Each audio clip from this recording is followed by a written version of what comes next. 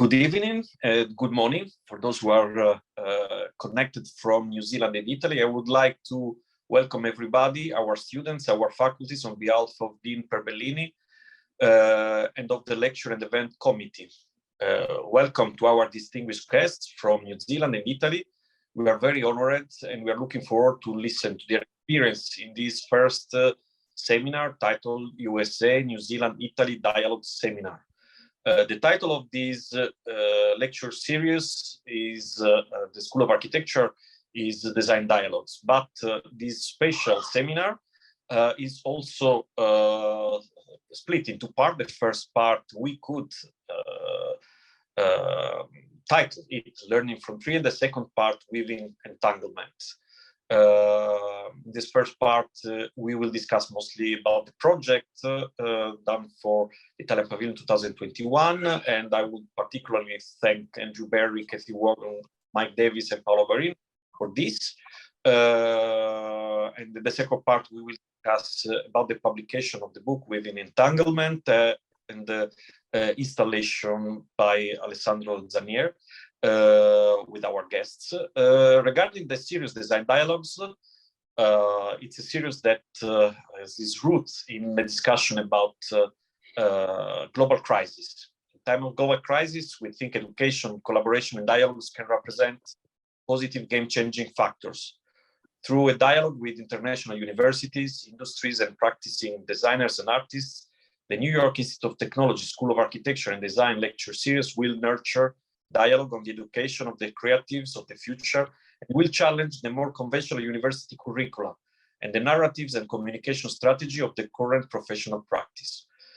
I want to particularly thank Paolo Barin and Simona Fabrizi for their support and moderation in this event. I am also particularly welcome in this moment on behalf of also our Dean Perbellini, the Honorary Consul to Italy, Lindsay Jones.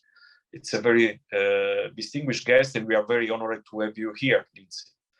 I also take the chance to thank Susan Sternberg for her administrative and technical organization of this event, and of course, of the event of the series.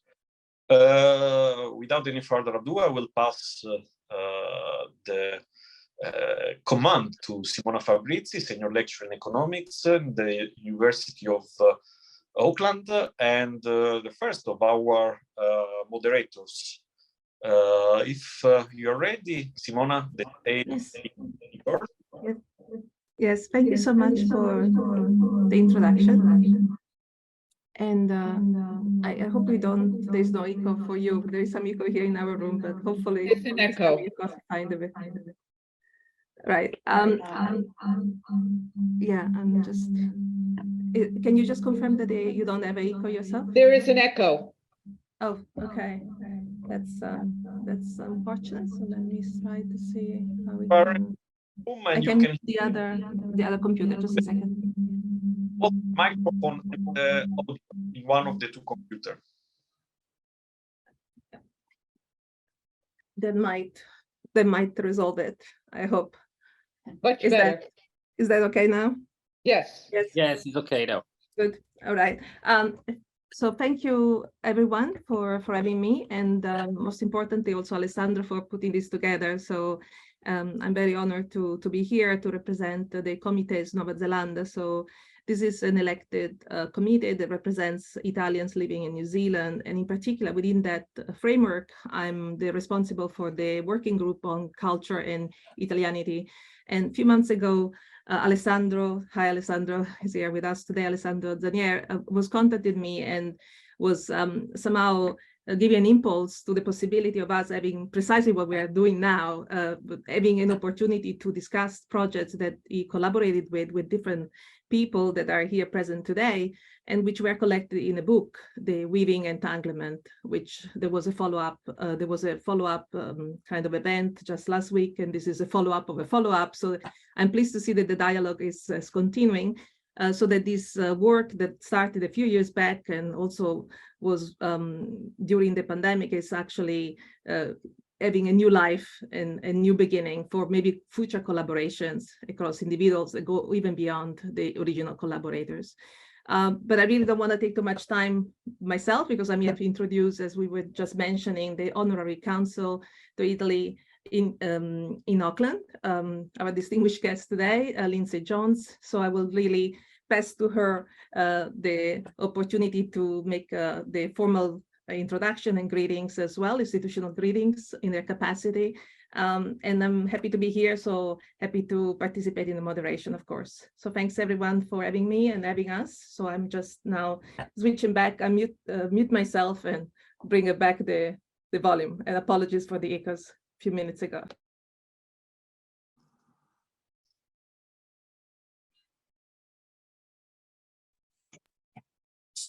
Okay.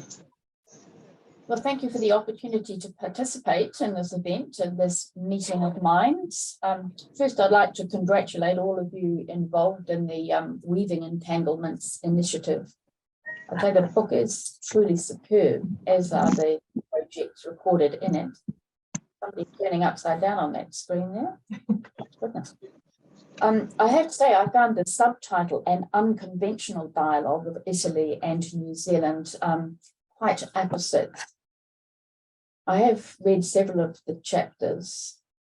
I've read them in Italian and English, and I have to confess to having had to reread several of them, sometimes more than once, simply to understand the concepts buried within them. Perhaps it's just the corporate lawyer part of my brain, and I'm being a little constrained by precedent, but certainly my brain was redirected from its usual linear path. But having said that, I found the notion of intercultural, interspatial, intermodal exchange and of exploring connectivities unconventionally quite mesmerizing. And it led me to contemplate what other threads there might be to disentangle or entangle, what other types of exchange, of unconventional exchange there might actually be across different professions and different disciplines. And I think if similar dialogues are not also occurring between Italy, United States and New Zealand and other spheres, well, I think they should be. Beyond the cultural heritage, beyond environment and beyond architecture. I do know that similar dialogues are occurring, but in a much more conventional manner in the musical sphere. Just last month, in fact, we had a trio of young musicians, two of whom live in Italy, one of whom lives in New Zealand, is Italian, but it's been here for a long time. And they got together to play a series of concerts together throughout the North Island. And they played under the name Orion Piano Trio. I think Orion is one of the few constellations that you can see from Italy and from New Zealand. But what was really delightful about it also was that they played a magnificent work by a young New Zealand composer, Claire Cowan. And it was truly exciting to see that connection between Italy and New Zealand through music. And at a personal level, I was very pleased to be able to assist these young musicians by offering them a practice space at my home.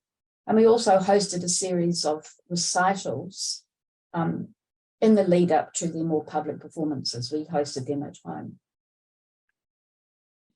So I'm more than happy to assist in promoting cultural and other interchanges between Italy and New Zealand and the United States, of course. I should add also that last week I met with the New Zealand ambassador designate to Rome, Jacqueline Frizzell. She takes up her post in January.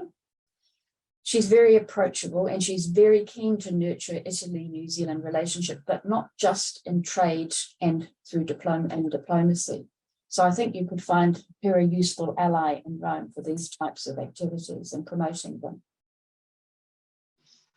There's just one further point that I would like to make, and that is in my role as honorary consul in New Zealand, in Auckland, I see several hundred Italians each year for passport renewals. But of those, almost half, around 47, 48%, have never set foot in Italy, and they don't speak a word of Italian.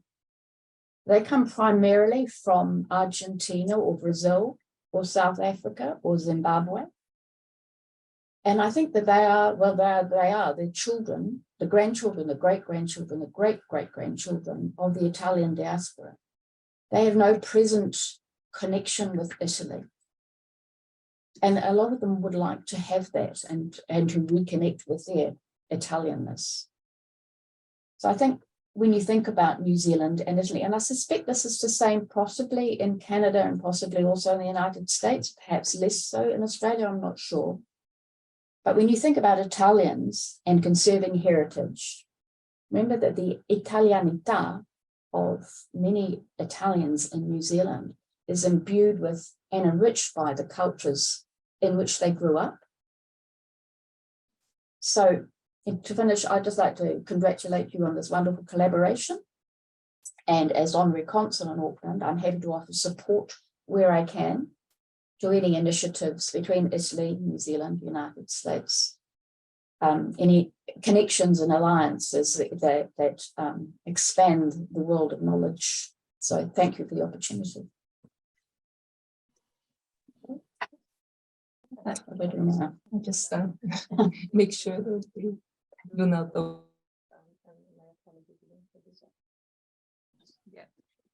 Yeah. So I hope you can all hear me now again. Thank you so much, Lindsay, for this wonderful introduction. And I think in the spirit of collaboration, this is really, I think, a wonderful exemplification of how things can get together across continents. Indeed, 3 different continents involved. Lots of different people, different projects, very diverse, using different medium.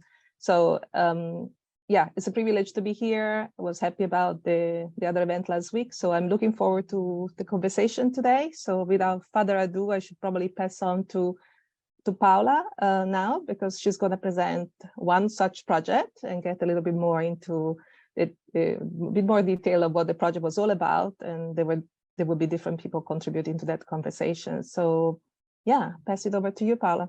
Thank you. Thank you, Simona. And thank you, Lindsay. Beautiful words. And it definitely resonates with a lot of people I know here in New Zealand. But in a way, this is something that is going to happen to my own family as well, as my son was born here and he never set foot to Italy before, at least so far. Anyway, let me just introduce myself very briefly, and I will also introduce my colleagues here. So I'm Paola Boarina. I am Associate Professor of Architecture, Technology and Sustainability at the School of Architecture and Planning of the University of Auckland, and I'm also the Associate Dean Teaching and Learning for the Faculty of Creative Arts and Industries. I was part of this project that we had the privilege to develop here at the Te Pare School of Architecture and Planning. And with me today are Professor Andrew Berry, Professor of Architecture, and Associate Professor Mike Davies, Associate Professor of Architecture as well here at the Te Pare School of Architecture and Planning. Mike Davies is also the Deputy Head of School here. I have to pass on the apologies from our colleague Katie Wagorn, who is Associate Professor at the Auckland University of Technology now, and of course she was here at Te Pare with us back when the project was developed. Before we start the conversation about the project itself, I really want to kind of acknowledge and also explain at the same time the magnitude of this project. And again, we had the privilege offered to us by Alessandro of developing and having to, explore this opportunity of exhibiting at the Biennale di Venezia in 2021. It was a huge team work, really, literally, and it involved really many people, not only us as academic staff who really developed the project, but also we did have research support staff helping us out with the funds and the administrative component, administrative staff as well. But we also appointed our project manager, Max Mithran, who was helping us, of course, managing all the different components of the project, but also the very delicate timing we had to work towards in the original, let's say, first plan of the Biennale, when we had to ship everything to Italy in early February 2020. And then, of course, everything took a slightly different direction. So we had appointed a project manager, but also the many people in the timber workshop here at the School of Architecture and Planning who helped out with the, let's say, manufacturing the project, together with also students, master students predominantly here at the School of Architecture and Planning, who've been collaborating with us for a very long time and really put their hands on the project as well. Also, I also want to acknowledge Abodo Wood, who was, of course, sponsoring the project by providing us with the timber that was necessary to build the pavilion. But also the magnificent Gianluigi Melis, who was, of course, everywhere and all around us at any time, day and night, really answering our messages and reassuring on the process, especially when COVID hit and we had to, let's say, reconceive all the delivery and all our let's say part of the project, and at the same time, especially because of these challenges of the of COVID, all the staff at the Biennale in the Arsenale as well, who looked after the pavilion while, of course, we were waiting for the COVID to allow the Biennale to commence. And for us, the challenge, as I said, was that we shipped all our work well in advance, because we had to consider our material moving through the seas and reaching Italy and the ports of Venice. At the same time, when it got to Italy, it was stored in a warehouse in Venice, in the Arsenale. And of course, you can imagine how worried we were about having a timber pavilion stored in Venice, in a very humid Venice, for a whole winter, waiting for the new dates to be of the Biennale to be released. So really, we were living quite exciting times at that point.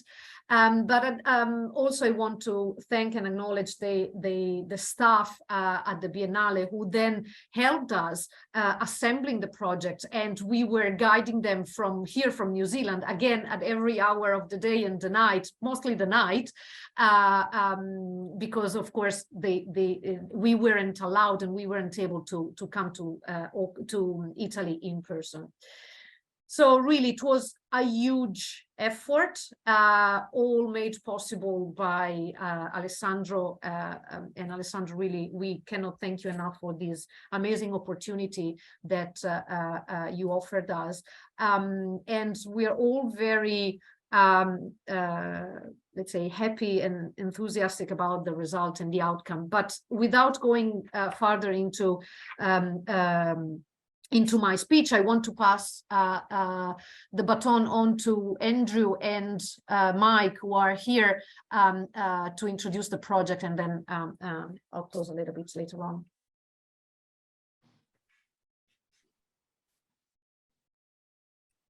Hi there, thanks Paula.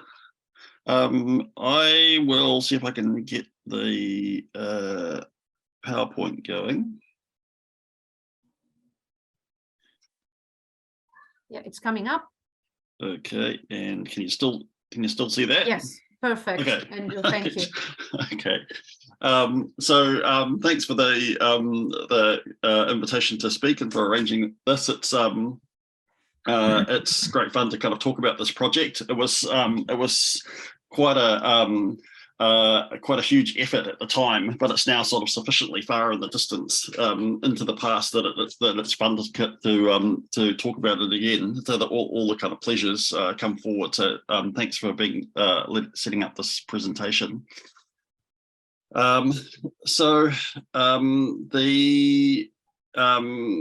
For us in New Zealand, it's quite a big deal to be involved in Venice. New Zealand has a really limited history at the Venice Biennale, you know, being sort of one of the parts of the world that has in many ways a relatively short history.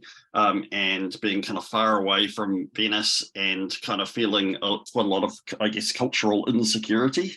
You know, going to what feels like the center of the world is a very big deal for us, and we have this kind of relatively short history. And so this image shows some of the involvement with, well, actually most of the involvement of New Zealand with the Venice Biennale architecture exhibition.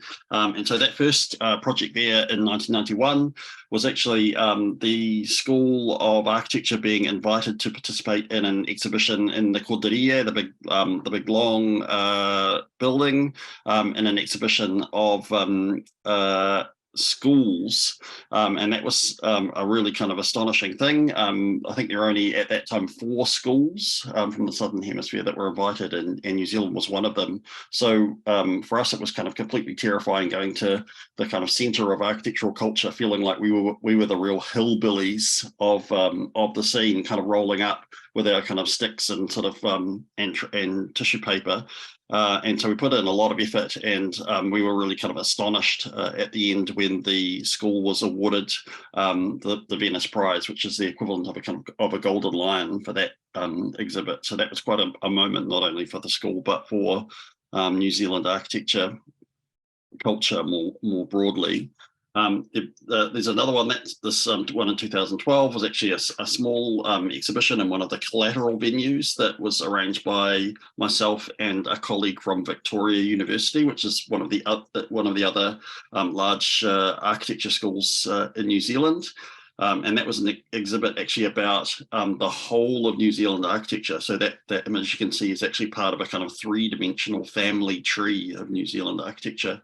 And then in 2014 and 2016, there was actually an official New Zealand exhibit for the first time at the Biennale that was arranged by our Institute of Architects.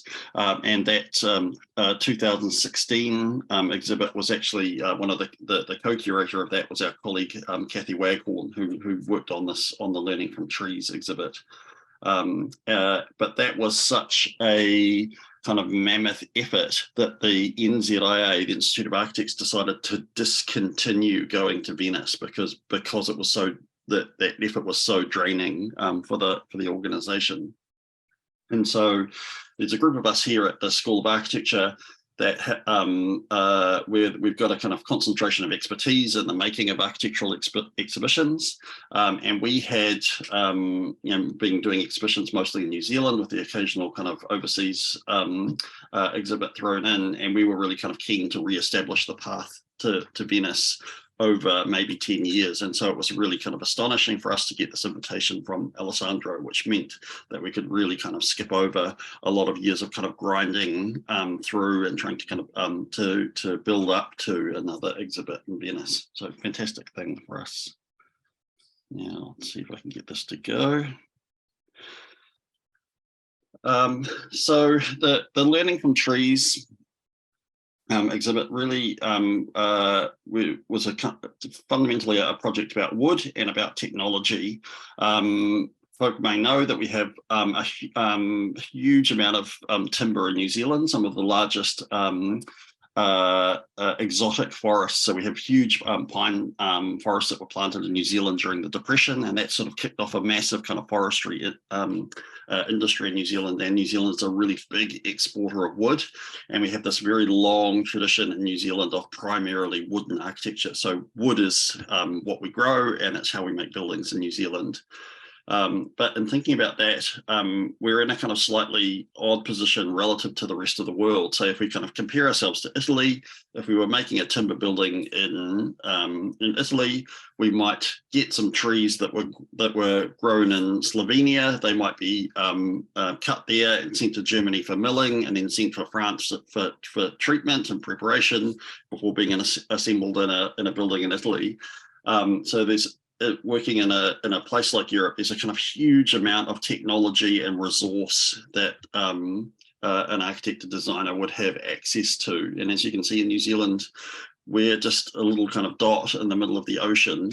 And so if we want to do things, we've got to do it with the resources that are available here, which are not kind of terribly sophisticated. And so rather than kind of seeing that as a problem, we're wondering if we could see that as an advantage. And so where in other places people are looking to go up the technological spectrum to find solutions that are more technically sophisticated, that allow more complex milling and more complex working of the timber and involve more processes. We're asking the kind of question of, what if we try and do less? What if we try and go back down the technological spectrum and do things that are actually simpler and therefore can be kind of adopted by more folks. So we're not trying to make buildings using very, very kind of sophisticated technology. And so there's been a stream of projects in the School of Architecture that has tried to kind of explore this problem that Mike and I have been teaching in. Which is looking at some of the kind of milling equipment that we've got and trying to figure out how could we make innovative timber structures. And so these we've done 15 or so of these across about a dozen years. These structures were often for schools, for churches, and most latterly for publicly accessible forest park. And so looking at most of these days kind of solid timber and how we could kind of work on that timber and mill that timber in order to make kind of innovative timber structures. What we've see in New Zealand at least is that there are very big timber milling machines that are available for milling pieces of large pieces of kind of structural timber, pieces that can kind of span over a hall. And there are smaller milling machines that can mill sheets of plywood or MDF, or the kind of sheet materials, which are used for making things like cabinetry and the interiors of buildings. But there's not really anything in between. And so at the School of Architecture, we've got one of these kind of smaller milling machines, and thought, can we essentially kind of hack that machine in such a way as to allow us to deal with the kinds of pieces of timber that are in the middle. So if you've got one of those great big machines and a piece of timber that costs 5,000 New Zealand dollars, which is the value of a second-hand car, it makes sense to spend $1,000 modeling and milling that piece of timber. But if you've got a piece of timber that's only worth $25, which is 2 Big Macs, then how can you mill that? How can you do kind of sophisticated things to it? So we figured out ways with these hacks to use this kind of current machine that we have, using jigs and all sorts of kind of tricky tags and drill holes and alignment points and things like that, so that we could very quickly and very economically mill smaller pieces of timber. And so it's essentially kind of taking these machines and kind of doing to them what this Chinese truck driver has done. So really taking what's actually a fairly ordinary piece of equipment and absolutely stretching it to its limits. So that was what we were attempting to do with this project, was actually to kind of demonstrate what we've managed to learn using this machine. And because it's kind of technology that we've developed, a way of working that we developed, we essentially had to do it ourselves. And so these are all folk from the team, and so we had to essentially make the project 100% by ourselves. Of course, the folk that aren't in this photo, we had an amazing team of administrators and managers. So all the people that are not kind of throwing around bits of timber, but doing amazing things with the spreadsheets and the emails, which was a critical part of the project. So here's the task that Alessandro gave us. Our bit is the yellow area, and so we just kind of took that footprint as a kind of given. And picked up on a kind of series of ideas. One of the kind of key problems when you're dealing with timber is force, is essentially kind of gravity. And timber is not very good at making force go around corners. In all structures, the corners are an issue, but what can happen, because the force doesn't want to go from a roof into a column very neatly, often in a timber structure, those bits become steel in order to make those joints strong enough and rigid enough. And so very quickly, the amount of steel in a timber structure can start to overwhelm the amount of timber. And of course, steel is very kind of difficult and costly, and then you've got fixings and bolts, and it very quickly becomes very kind of complicated. And you can see in this Ito project, the way that the corner becomes one of the most complicated bits of the project. But we had a way to try and avoid that, which is essentially to treat the structure, this kind of non-orthogonal part of the structure, as three-dimensional from the outset. And in doing that, what happens is the timber shapes become more complex, but the corners become very, very simple. So you end up with diamond-shaped profiles for the timber, but the corners are reduced to kind of very, very simple L brackets. And so it's much, much easier to make complicated timber shapes than it is to make complicated steel shapes, and it also produces this very kind of simple looking result. And so this is what we did. So we had this kind of timber structure, and we treated it at these kind of timber frames as three-dimensional from the beginning, rather than seeing something that was folded around the structure, which is how these things are normally understood. And there are all sorts of other kind of tricky things that we did, finding hidden symmetries that allowed us to kind of simplify the structure, reduce the number of profiles, reduce the number of types of corners to make things much simpler. And then this is the kind of final result of that design process. So kind of picking some particular issues and essentially setting them almost as kind of parameters, and then this is the design that results from that. So you can see these kind of three-dimensional shapes cutting through the corners. And then physically building it using the machinery that we had at the school. So you can see these are the parts of that structure being put onto the machine to be milled. They could be put on very, very kind of quickly, milled, turned over, relocated, spun around, remilled, and then produce these kind of finished elements. And so everything had to be kind of labeled. There was a zillion bits that all looked the same. So they're all kind of carefully labeled and prepared, ready for construction.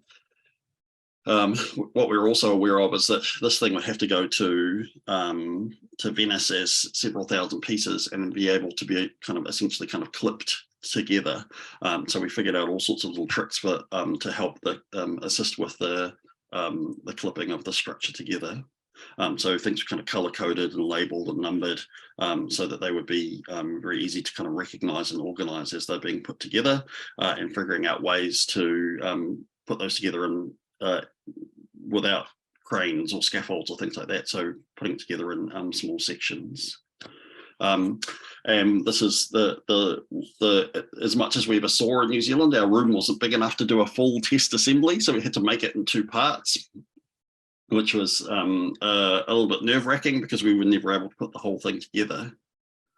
But these are the joint sets, so you can see these very kind of simple L brackets in the structure that allow those bits, the structure just to whiz around the corners very, very kind of cleanly and efficiently. So, Mike, do you want to talk about the benches? I thought we did probably all talk about it. I think the way to think about the benches is a counterpoint. The pavilion's really intense, and I think what the benches offer is a little bit of it's less intense. It's more, they're more relaxed as an item, and I think the two play off each other really well. I've just had someone come and pick up. There were 5 made. 4 went to Venice. The 5th was actually the first. It was the prototype, and someone's just picked it up for me to be used as a prop or a seat for a photo shoot for Niuean weavers. So it's kind of resonated amongst the community, the design community here anyway, in terms of something that the benches speak to the islands, whether they're waka or waka, or whether meaning vessels, canoes, sailing vessels, or whether they're drums, or whether we turn them upside down and they become a basic form of shelter. They have this form, and as I say, there's a resonance formally with who we are in this part of the world. And that's just come in the last couple of days. It's been really rewarding, I think, to have people recognise that it does do that, and we always thought it did.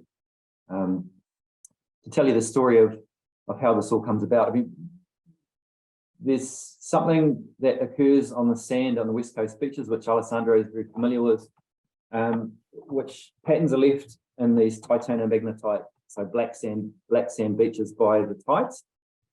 And it's something that's I've been fascinated with for a long time, and it found its way into a couple of projects. The question that we asked with this one is, how might we three-dimensionalize it? How might it start to speak and do more work? So that became a kind of, we started with a photo. What we had then was a kind of, the story of the material is quite kind of interesting, and I think it underlines the point of the living for trees in some ways, is in that the material that we used for the benches was rejected by a demolition company as being too bent or too crooked. It was left there. I worked out that I think the Kauri weatherboards out of a state house that had been burnt down, and it was full of like smoke damage and that kind of thing. What we did was, on the surface anyway, what Josh is doing in the blue suit there is removing the paint, not using chemicals but using heat, and that basically what it revealed was this amazing timber that we reckon was probably cut 50 to 60 years, possibly more, possibly 70 years ago, from a tree that was probably at least 500 years old. Why I'm telling that story is that even basically, Paula could talk to the carbon sequestration of that. What I'm basically saying is that the timber, even after the demolition company had deemed it to be past its use by date, was still useful for us, and it still tells a very beautiful kind of story of the place in its former life. And then we worked and we worked and we worked. I had an excellent. About 9 years ago, I worked with a wonderful. It was kind of my student then, I suppose, Sajid Griffin. He's gone on to do great things with Andrew Patterson and Warren Mani. He and I developed a kind of half digital, half analog algorithm in terms of how we turn those patterns, how we make essentially surface patterns that we photograph into three-dimensional patterns on the machine, inside a CNC machine. And so what we were doing is basically wrapping that flat timber, which we'd assembled together around a steel strap. If you think about that as an inside-out barrel, and that enabled us to kind of begin to ask questions about how would we begin to three-dimensionalize this pattern.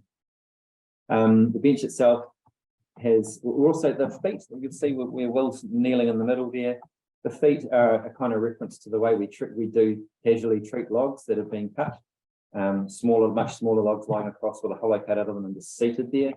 Pretty stable way of doing things. They were cut from those feet were cut from Kauri porch posts, also demolition timber from my wife's family's house further north at Langs Beach. Barbara and Alessandro also know. So these things all have memory and stories to be told about them, which I think is kind of, as I say, all that kind of poetry that goes with this sort of stuff becomes this really interesting counterpoint. It's not just a formal counterpoint to the pavilion; it's also a kind of a different story that we told through the benches. Paula, have I covered everything there? Yeah, definitely. What more to say about that? So beautiful Wonderful stories. As you very can... grateful. This is what we did with them. Way to go. Yeah, exactly. So at some point we had to fit everything into a container and again send it over to Italy. And despite all the challenges, we were the first ones to arrive to Venice. But of course, this happened. Coronavirus hit Italy as the first country, one of the first countries in Europe, and everything was shut down. And Alessandro can tell a lot about his own side of the experience with the Biennale and having to deal with the uncertainties and challenges of a pandemic in that case. But yeah, we made it. The pavilion was stored for a whole winter in a very wet, humid Venice. We were really literally, we were very, very worried about the destiny of all these timber stacked onto shelves in a pavilion. But again, the timber that we used and that was provided by a border wood was really excellent in terms of withstanding the challenges of the humid environment in Venice. And therefore, again, we together with the team and with the help of the team in Italy, we were sending all the instructions over. There were a lot of phone calls in the middle of the night because, of course, some of the, well, they were experiencing some of the challenges that we didn't experience because, as Andrew explained, we never got the opportunity to assemble all the whole pavilion together. So you want to tell the story about this image, Andrew, the WhatsApp screenshot? Yeah. So we had when we'd sent everything off, expected to be able to go to Italy and help with the kind of building. And so there was some kind of percentage of stuff we thought, oh, we'll sort that stuff out on site.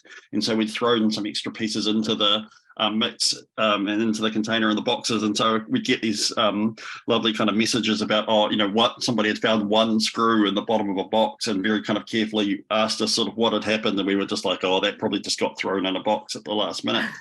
But there was one particularly kind of high blood pressure moment, waking up one morning to this kind of photograph of a text which showed that the walls didn't meet in the corner in the way that we were supposed to, the way that they were supposed to, which kind of induced a kind of huge panic, and really because we hadn't been able to assemble we didn't have a big enough room, we hadn't been able to do our test assembly with everything. We just thought, oh no, have we made some sort of fundamental error here? Something's too big, something's too small. And so you can see this is a question sheet here that we sent to Italy to get folk to take photos and kind of measure things and try and figure out what was wrong. And what we eventually figured out was that when we'd done the test assembly, we'd screwed the timber together, but we hadn't screwed it up tight. We'd only kind of partially put the screws in just enough to hold everything together, so that when it went together in Italy, finally, it would be, the screws would all work well. And it turned out that when they'd finally done that and tightened up all the screws, the joints had all gone kind of and just one last little half a degree and tightened up properly, and what that meant was that the walls had in that process actually shortened slightly, so we had to ask the folk in Italy to go through and loosen off all the screws and kind of gently stretch the structure back out to its full size, and then kind of retighten the structure, retighten everything up. So it's just kind of one of those things that was really kind of nerve-wracking about not being able to kind of see that go together and participate in all of that. Yeah, definitely. So this is the final structure, and you can see the lovely benches there at the front. Of course, you know, this is still this is in the middle of 2021. Still, really, a pandemic is kind of in full swing. There were restrictions around the use of the structure. There had been intentions that the pavilion would have another display of its own in it, and that this zone where these folk are sitting would be essentially a kind of seminar zone where events could be held. But all of that had to be effectively suspended, and everything was kind of spread out through the site so that people weren't encouraged to be getting too close to each other. And of course, it was a kind of great shame for us not to be able to be there and to participate in the final stages of the project going together and kind of meet all the other folk. It is you know, going back to those kind of first slides, it is one of, for us in New Zealand, you know, we're not on the way to anywhere. Like, no one goes to New Zealand on the way to somewhere else. Well, if you're going to the South Pole, New Zealand is on the way, but other than that, no one drops by New Zealand. And so for us, going to Venice is a huge opportunity to kind of participate in that global culture and to meet lots of folks. So that was a real loss for us, but we managed to get these lovely photos come through so that we could kind of see how the structure had come together. So you can see this very kind of simple, kind of effortless kind of folding of the structure around the corners that just made all of the so you get this kind of very kind of crisp geometry of the structure. Some of the profiles are actually very kind of diamond shaped, and so what that leads to is a kind of they're almost like louvers, and so you get this kind of interesting kind of interaction of transparencies of the different layers as you kind of move around the building. And of course this very this new timber, so we'd use something called a Bodo, which is a locally manufactured product. The Bodo folk were very good to us, very kind of generous in their support of the project, and the timber is being thermally treated, so it's amazingly stable and resilient. So when this stuff came out of the packages after a year in storage, we sort of half expected it to be just kind of a big pile of mushrooms, but this stuff had just survived really, really beautifully and behaved really well, even in a quite a tough environment like Venice. So it's the final structure, and Mike's beautiful benches tucked in there.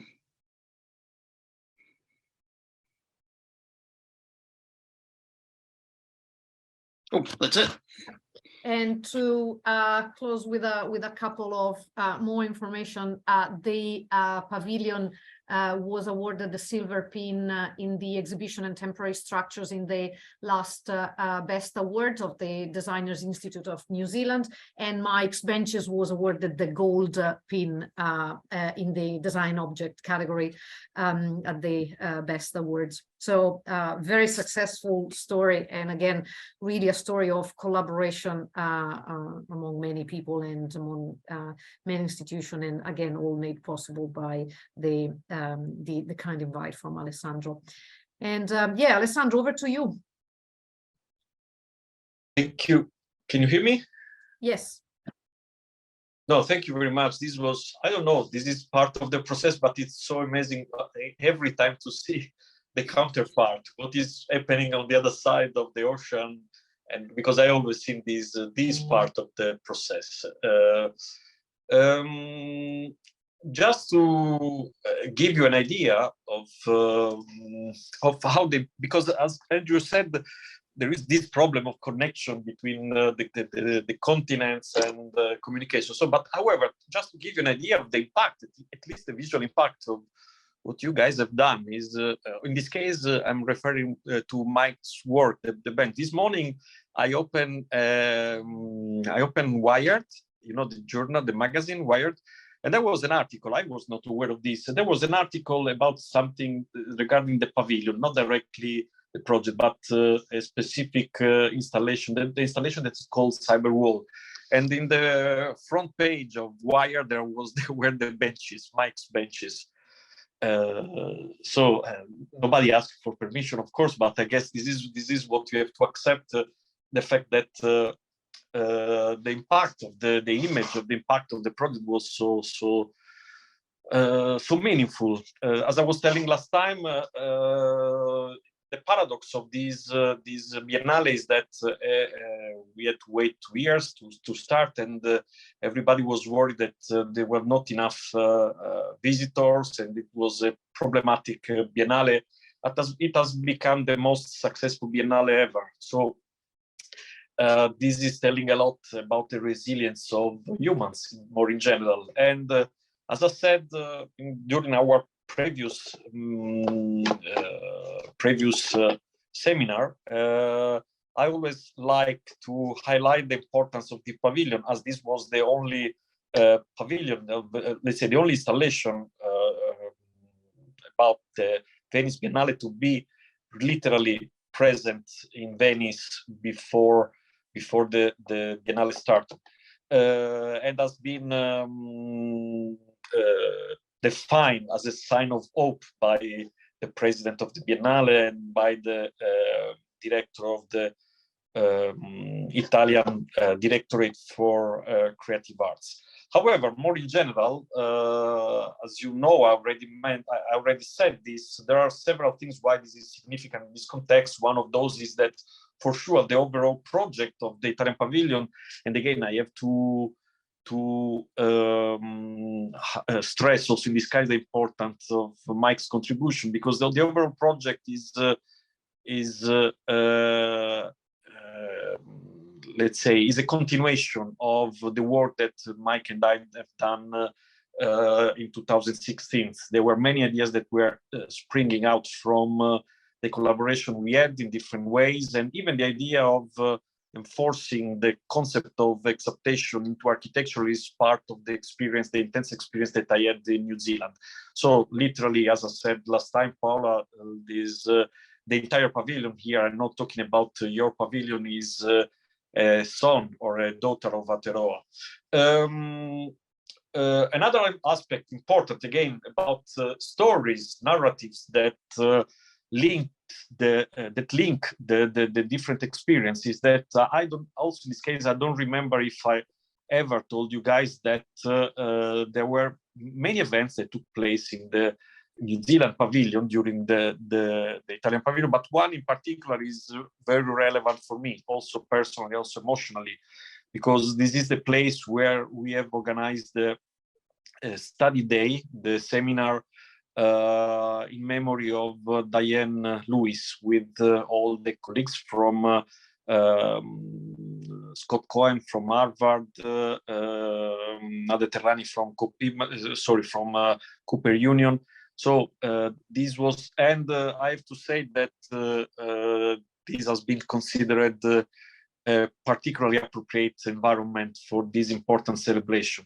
Diane Lewis, for those who don't know, is very important, or let's say one of the most representative female architects, the first who won Roma Prize and distinguished professor at the Cooper Union. And in 2021, we took the chance to organize a small exhibition about their work, and the seminar that was, as I said before, took place within the New Zealand pavilion. Now, so I to thank again my colleague Andrew, Paula, Katie, and Mike. Mike, sorry, I can stop ever to thank you for what we have shared and what is so important to me. And pass to the second part of our seminar, which is regarding the presentation of this beautiful publication. I don't know if you can see this with my... Alessandro, we cannot see you anymore. I'm sorry to interrupt you. Anywhere? Sorry. No, we can hear you, but we cannot see you. Right. Yeah, it's just blank, the tile. You don't see me anywhere? No. You just see a black screen. Yeah, now you're back again. Thank you. Okay. I don't know if you can see the... No. You see? No, you cannot see the book. No, I have the screen. Let me check if I can do this. No, okay, I cannot show the book. Andrew is showing it. Yeah, okay. Andrew has a copy. Thank you very much. So, for those who are not aware, so all these experience that we have mentioned and many more are included in this amazing book. I would like to thank the colleagues who collaborated as editor, Benedetta Medas, Francesca Sabatini, Candida Rolla, Andrew Berry, and Marco Moro.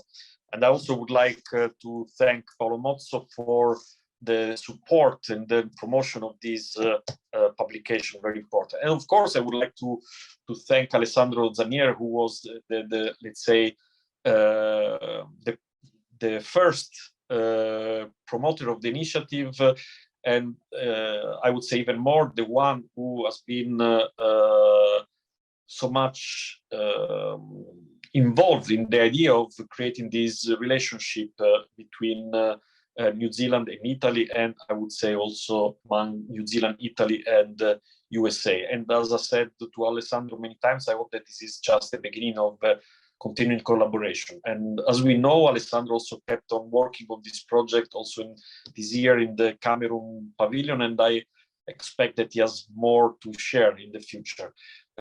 So before going to the video, before showing the video by Alessandro and pass the word to Paolo if he's able to connect, I would like to share with you a video presentation by Diego Repetto, who was in a way the person who suggested, curated the initial ideas of this project, this collaboration, and is also a member of the curatorial team was a member of the curatorial team of the Italian Pavilion, and author of several initiatives and research output that are linked to the project within Entanglement. Sue, are you able to share Diego's video? Diego is, I don't know if he's present, but I know that he has a very important meeting today, so he's present. Alessandro, it's the weaving entanglements, yeah? Is the one that the second one, the one that I sent you, I shared.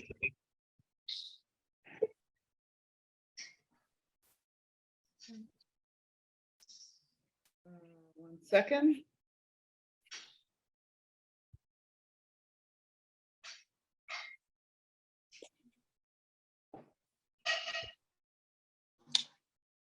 Yes, this is the one.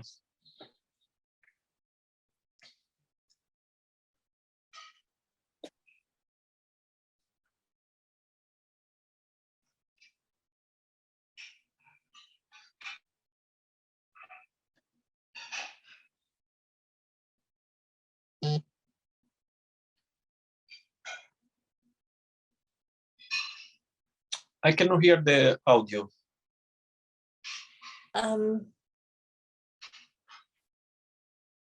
I think when sharing the option, one needs to check sharing audio as well.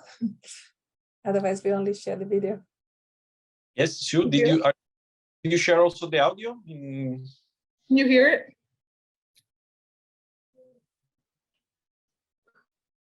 I mean, that in the option when you share, you also sound. Yeah. Sorry, I can hear it on my computer and. Yeah, but we can't unless you share the audio as well. So if you unshare and start the resharing and tick the box sharing the audio as well, while sharing that would work, I think. Thank you.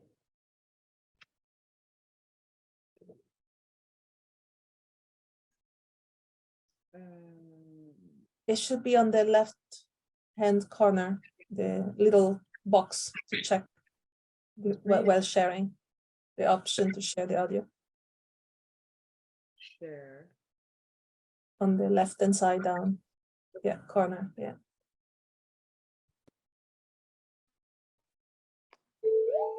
Better? Yes, perfect.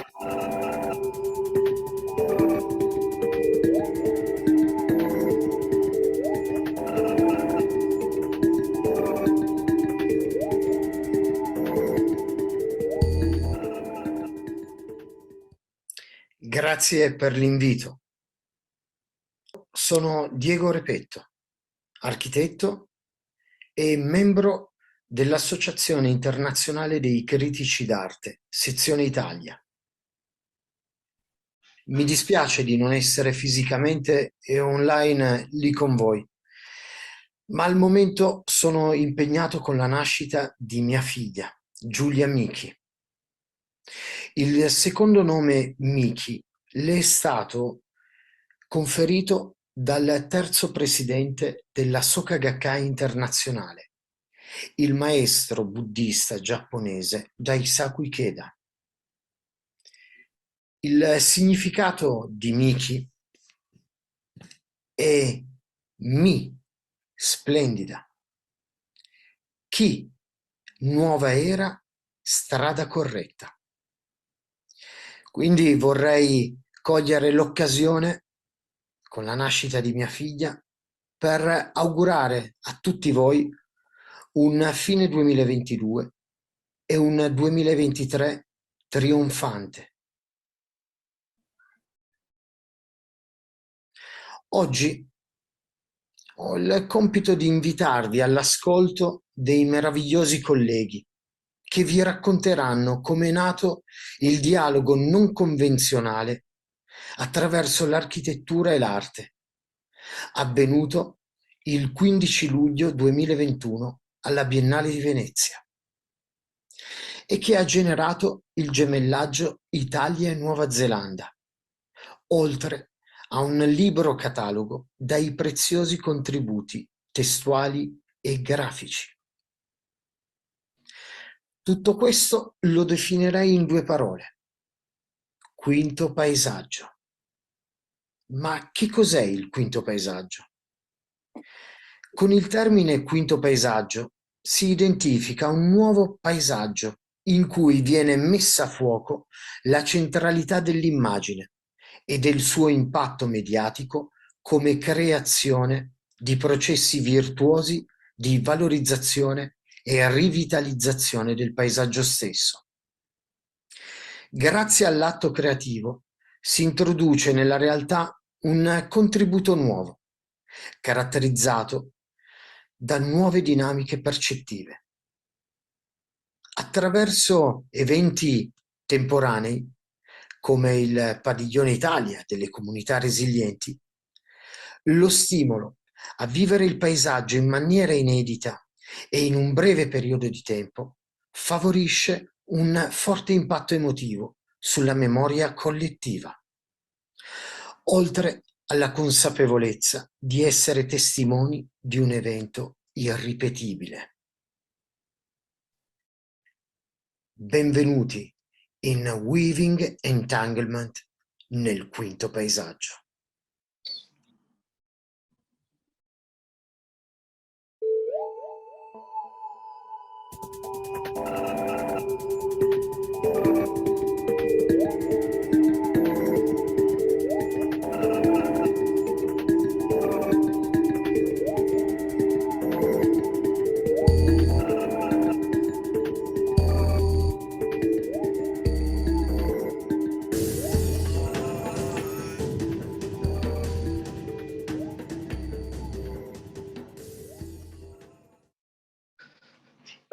Intanto grazie Diego, se ci sei, se non ci sei, intanto congratulazioni. Sorry, I'm speaking in Italian now, I was confused. Thank you very much, Diego. If you can hear me, congratulations for the new birth. We're looking forward to hearing and to seeing Miki in person.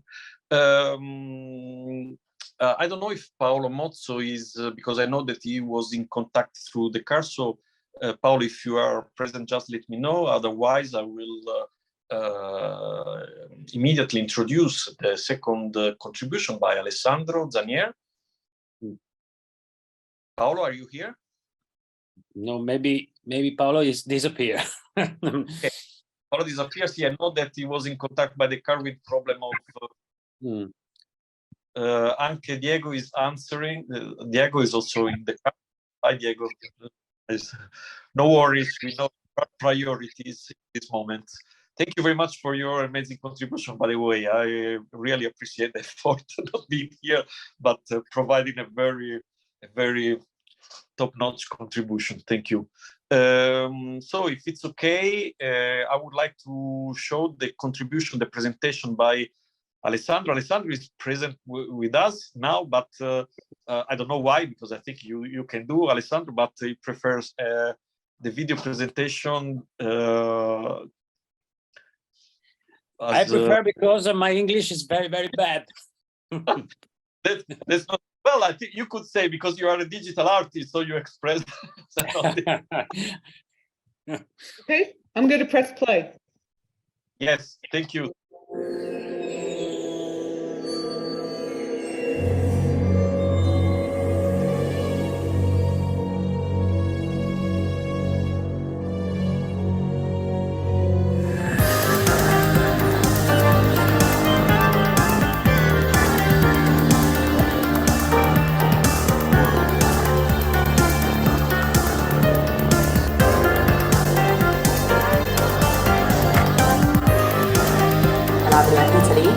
Today I have the pleasure of introducing the artist Alessandro Zannier and his ensemble Ottodix and the project Entanglement and Ent1, which are inaugurated today at the Italian Pavilion of the Venice Biennale.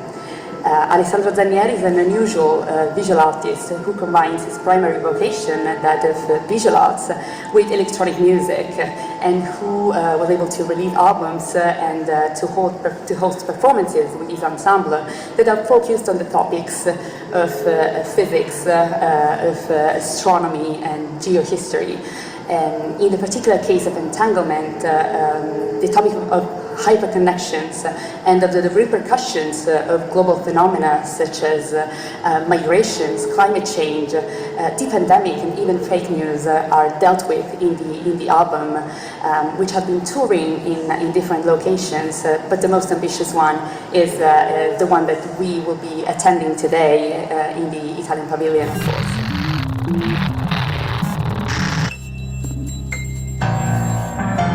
Sto nuotando all'interno di un programma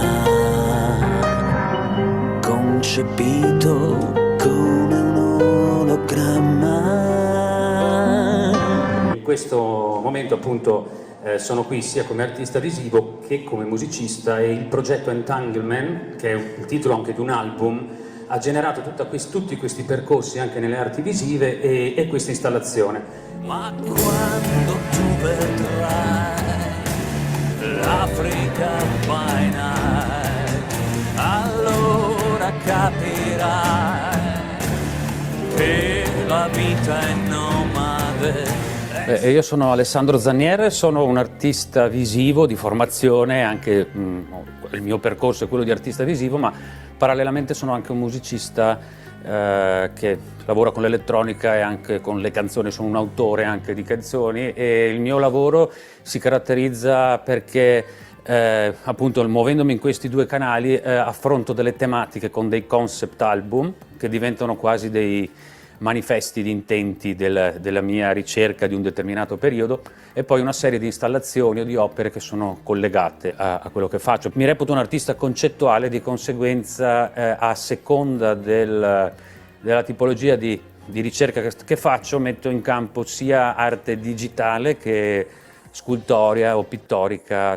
Io ho presentato questo progetto l'anno scorso alla Biennale di Architettura di Venezia, quindi per me sono contento, è la seconda Biennale di seguito che faccio con questo progetto, che si basa su dei gemellaggi da remoto. Il primo gemellaggio è stato presentato l'anno scorso al Padiglione Italia della Biennale di Architettura, e questa installazione che vedete alle mie spalle, che poi ogni tanto si illumina, riceve dei dati da remoto, li visualizza con queste forme filiformi che ho dato io, artistiche, e sono animate, si muovono in base alle statistiche, ai dati che arrivano sull'inquinamento. L'anno scorso l'abbiamo fatto con Auckland, quindi è stata un'operazione molto ambiziosa, perché abbiamo spedito un obelisco luminoso gemello all'Università di Auckland, che vibrava e vibra tuttora con l'inquinamento acustico del porto di Venezia, mentre quello che si vedeva qui a Venezia è il rumore dell'inquinamento acustico del porto di Auckland.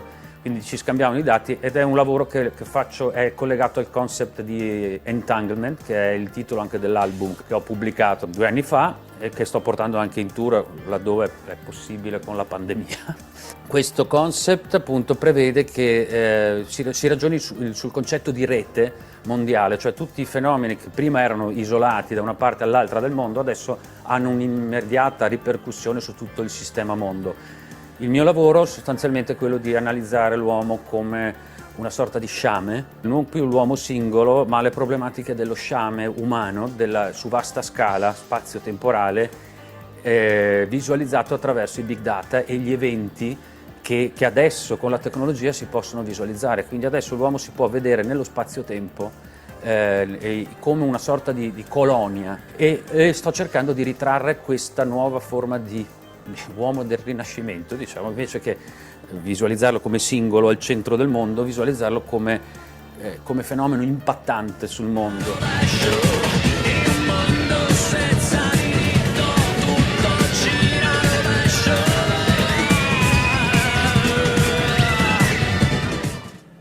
Beh, per me essere ospite del padiglione Camerun è un onore innanzitutto, e mi è stata presentata l'occasione di gemellare con l'Africa, uno dei continenti più affascinanti, problematici. È stato anche molto facile reperire tutti questi dati sull'impatto ambientale. A sound input for the obelisk by turning basically number into different sounds using a conversion of the data that had been provided by the research institutes in Cameroon. Un approccio che mi interessa molto, insomma, vedere quel confine labile tra la coscienza di essere singoli e l'autodeterminazione, invece l'incoscienza con la quale ci muoviamo nei macrosistemi, creando determinate dinamiche. Ecco. Il mondo senza diritto, dove tutto gira rovescio.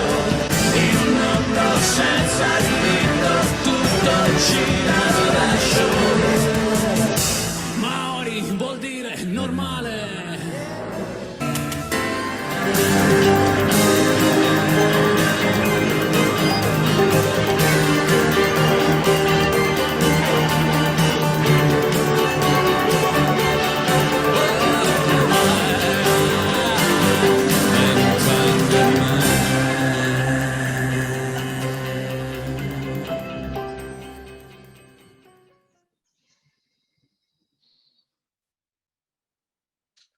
Oh, thank you very much. A lot of energy, Alessandro. Congratulations. Yes, I'm looking forward to share this also not only with our architecture students, but also with our students in digital arts. I think this is very exciting for them, and I like the fact that, as also Lindsay, the consul, said at the beginning, when we are talking about this idea of network emanations, or the sword behavior that you are describing. It's not about one art, it's about all the art that comes together to define concepts. I find this very powerful. So thank you very much for this, Alessandro. I've seen that there is also Paolo connected. I don't know if the connection is stable, and if you want to add a few words, Paolo, regarding the publication of this book. Can you hear us? Yeah. Can you hear me? Yes. Fine. I'm sorry, but I was a problem with my connection. I lose completely my battery, and I find my charge. Yes, now. So my problem is that I'm driving, because just today I finished to dismount the Arte Biennale of Venice. Even the antenna, the famous antenna of Alessandro, that participated to the Art Venice Biennale. So sorry for my, yes, maybe a little bit disturbing connection, but I just want to see that it was a pleasure to participate to that project, especially to organize the very special catalog weaving entanglement, because when I decided to collaborate with Alessandro, I was working with the ethical art movement, that is a group of artists that work giving a lot of importance to their social responsibility, and every artwork, every project are thought as more or less the resilient communities did, thinking to architecture, giving a lot of importance of contemporary and social problem, but mostly with the idea that every problem can have a solution if all persons, maybe positively influenced by the artworks, can change their mind. So I was really very happy to collaborate with that group, with you, Alessandro Melis, and all the other persons involved in the production of the catalog. And I think that catalog will remain in the history as one of the most important catalog for architecture and arts together for a better future. Okay, that's all. No, thank you very much, Paolo. This was really appreciated contribution yours. And yes, as I think I can say on behalf of everybody that we are very grateful also to you as the curator who have allowed us to collect all these important researches in one publication that days, and publication of this really amazing. And believe me, it's been really appreciated here also at the Italian Institute of Culture and New York Tech. I hope that we will have more opportunities also to share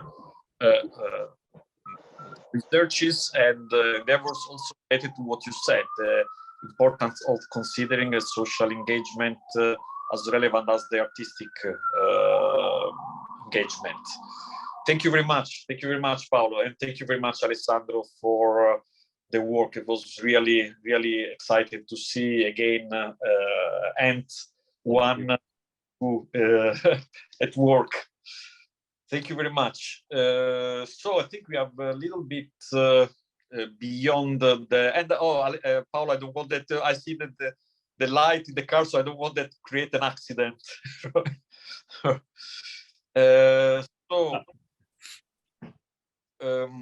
Now I would like to just to quickly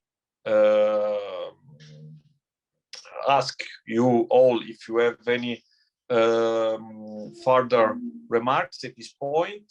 Otherwise, I would like to conclude once again sharing my gratitude and the gratitude of New York Tech for your generosity in sharing your experience in resilient communities and learning from trees and within Entanglement. So I will pass Paola and Simona the word to you if you want to share your final remarks with all of us. We go in the order, Paola first, me, or shall I go? I go. Okay. I should say that, by the way, also I did change here the nomination. You might have noticed at some point Lindsay had to leave, and she was thanking again for the invitation and for being here. So I'm passing on the thanks on behalf. So I went back to my main position here, which just happens to be also University of Auckland. So not only I'm a representative for Comites Nova Zelanda, so again, this elected committee that represents Italians in New Zealand and responsible for that particular commission on culture and Italianity, but also happen to be an academic myself, as Alessandro was introducing in the beginning. And although I'm an economist, I'm always fascinated by the way in which different subjects come together. And personally, I'm also the co-director of a Center for Mathematical Social Sciences, where we get together with different subject areas. So I'm always very, very interested and intrigued, let's say, but putting together different type of perspectives, different ways of seeing the world, different methodologies, different. So for me, being part of this, even only in the background, of course, I don't want to claim any because I didn't participate in any of those projects, other than trying to disseminate them the way we're doing today and facilitating that. It's been an honor and it's been a pleasure, and I'm really looking forward to more opportunities like today and the one we had last week, certainly, to promote these events and to facilitate collaboration in the future as well, because the conversation keeps going. So Dialogue has started some time ago and it's been very prolific and very, very fruitful. So I'm more than welcome, I'm more than welcome more such interactions, also in my capacity as committee member, of course, and involving many Italians, artists and professionals and architects and academics. So yeah, I'm all ears, and I'll be happy to continue any such conversation in the future. So thank you so much, everyone, for your contributions. It's amazing. Thank you. But by the way, thank you again, Simona. You're right. I introduced you as an economist from the University of Auckland, rather than also for your role at Comites. Oh, so that's okay. No problem at all. No. It's all true. All of the above is true. So it's fine. But it's important also the Comites, because I was reflecting on what Lindsay said. It's very important. Also in New York, the discussion about, she was talking about Italianness, if I understood well.